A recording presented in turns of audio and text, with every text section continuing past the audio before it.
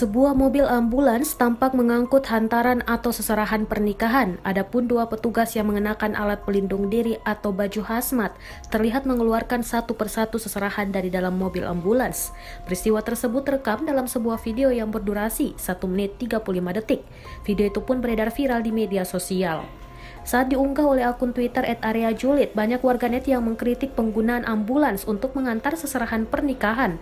Para warganet menilai keluarga mempelai pengantin tak peka dengan kondisi di tengah pandemi seperti ini. Dalam video, mobil ambulans minibus BG 1164RL ini tampak melewati jembatan Musi sebelum tiba di lokasi pernikahan. Kasih Pengendalian Penyakit Menular Dinas Kesehatan Kota Palembang, Yudi Setiawan, membenarkan bahwa video viral itu terjadi di Palembang. Menurutnya, ambulans tersebut milik klinik swasta. Untuk instansi pemerintah atau swasta supaya lebih bijak dalam penggunaan ambulans, ambulans adalah untuk membawa orang sakit atau meninggal, ungkapnya. Selain itu, pihaknya juga mengaku telah melayangkan teguran lisan kepada penanggung jawab klinik.